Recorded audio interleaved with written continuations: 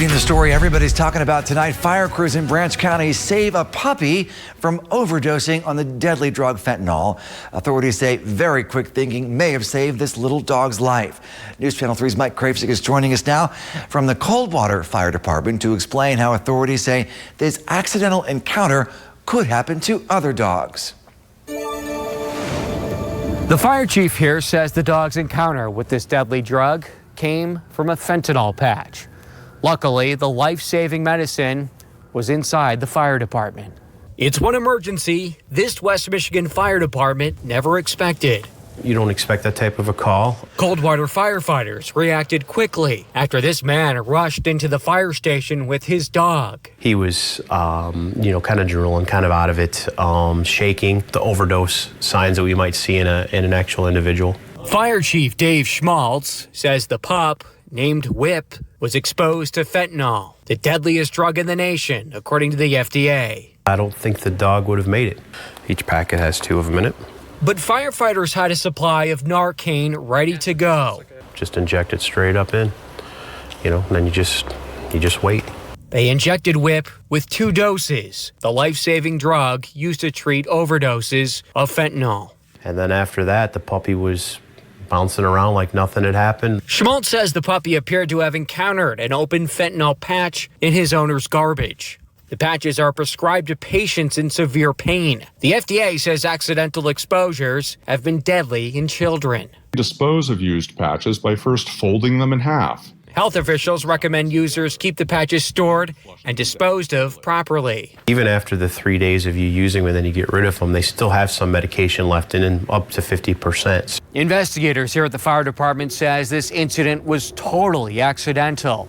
The fire chief says he wants this to be a teaching lesson, so something like this will never happen again. Have to close the library's doors because we will be out of money. Once we run out of money, we are done.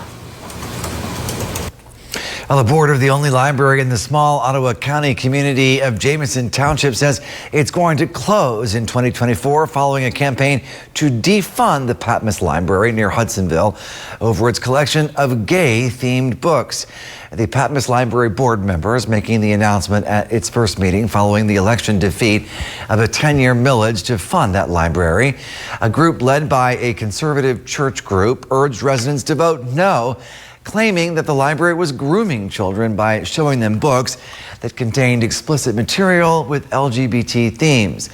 The Michigan Library Association says Patmos is likely the only library in the country to be defunded due to staff's refusal to comply with censorship requests. Residents on both sides sounding off tonight about the impact of losing that library. You can't vote to eliminate funding for the library and say you don't want it to close. You can't say you're doing it just to send a message and not expect there to be consequences to your actions. It's not a symbolic move. It's a death sentence. And I hope the community is prepared to live with that. This is not white supremacy. This is not bigotry. This is us trying to communicate, send a message, and trying to work with you.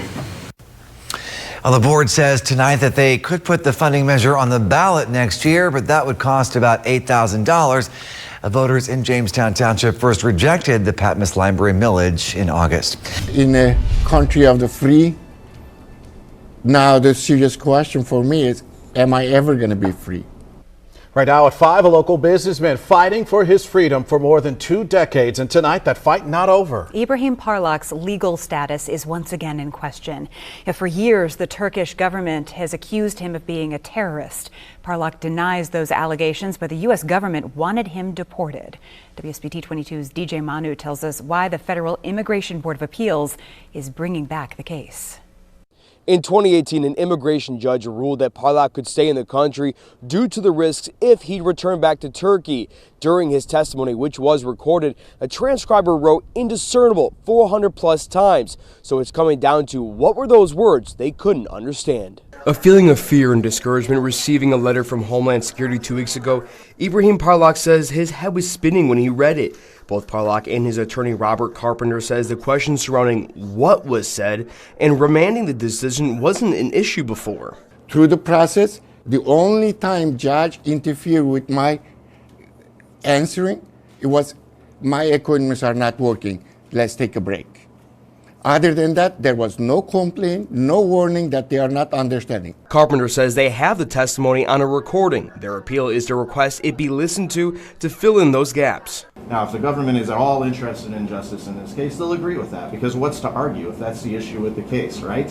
And if they don't agree, then we know it's not about justice. Parlak, who's 60 years old, says he's lived his entire adult life in the United States. Yes, I do understand. I have Kurdish, English. But over those 30 years that I've been here, it become more like English-Kurdish thing.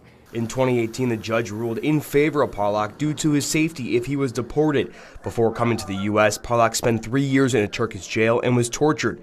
He believes if forced to return to Turkey, he would be killed immediately. And they did whatever they could in the past to get rid of me. Thanks God, they weren't successful.